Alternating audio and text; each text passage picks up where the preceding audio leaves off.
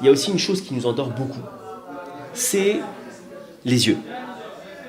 On a dit dans un cours, il y a plusieurs jours de ça, que le but, on l'a redit ici aussi, le but de notre vie, c'est quoi? C'est rechercher Hachem, chercher une connexion avec Hachem. Maintenant, les sages nous disent une chose, ils nous disent que les yeux voient et le cœur y convoite. Elle est connue cette phrase. Les yeux voient, le cœur convoite.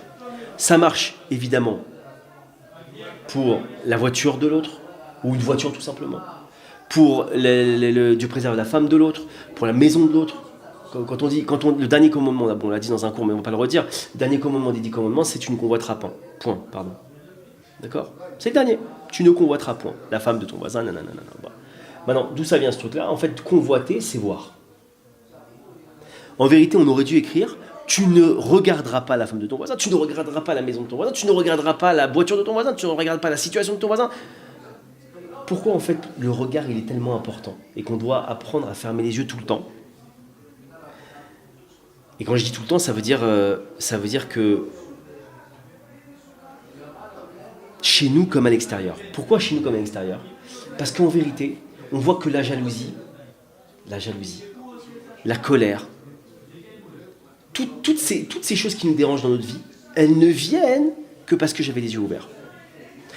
Venez, on prend un cas simple. On parlait tout à l'heure du cas du type qui nous double dans la truc.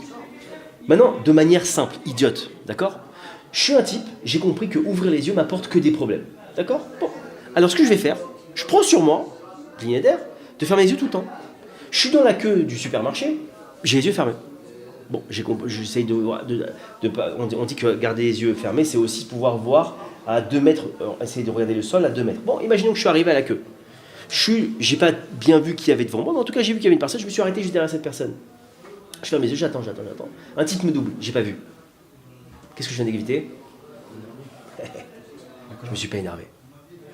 J'ai fermé les yeux dans la rue, j'ai vu mon copain qui m'a klaxonné. Il y a mon copain qui m'a klaxonné, il vient d'acheter sa nouvelle, je sais pas moi, super gros 4x4 machin, et puis moi je suis en mode galère parce que j'ai pas de quoi payer mon loyer. Et ben, j'ai les yeux fermés, j'entends mon copain qui me dit hey, comment tu vas? Alors je fais hey, ça va, j'ai reconnu sa voix, ok, bon, il est parti, j'ai pas vu sa voiture, je convoite pas. Si j'arrive à comprendre et intégrer ça, que la protection des yeux, elle s'arrête pas que pour cette notion de voir des images pas belles, d'accord? Je vais comprendre aussi qu'en fermant mes yeux, dans toutes les situations possibles et imaginables, même juger l'autre, on dit qu'on doit juger kafsrout, pas casse-croûte, hein, kafsrout, d'accord? On doit juger kafsrout, c'est-à-dire de manière, on va dire, positive la personne, on va dire comme ça, pour traduire, bref. C'est-à-dire que quand je vois une personne dans une situation un petit peu douteuse, bon, et après, il y a des lois par rapport à ça. Hein. Je ne vous parle pas de Al Capone qu'on a vu en train de braquer une petite vieille et se dire bon, non, mais il avait peut-être faim, alors ou c'était sa maman et finalement il faisait un jeu avec elle. Non, lui, par contre, c'est pas une mise va faire ça. Mais je vous parle dans le cas normal des choses. On doit juger Kafsrout, on doit juger avec un œil positif les choses.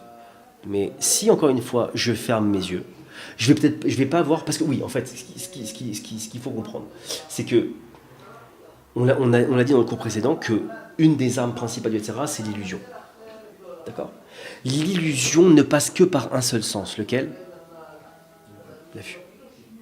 Si j'arrive à fermer ce sens, Yetzirah n'a plus d'emprise sur moi, entre guillemets. Ou en tout cas, je vais casser un gros travail qu'il fait sur moi. Parce que, encore une fois, voilà, ce type-là que j'ai vu dans la rue et que je dois bien juger, si je ne l'ai pas vu, j'ai déjà encore évité ça.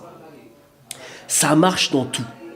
Donc, c'est vraiment une règle importante à faire, c'est que fermer ses yeux tout le temps, protéger ses yeux tout le temps, ça nous amène ça.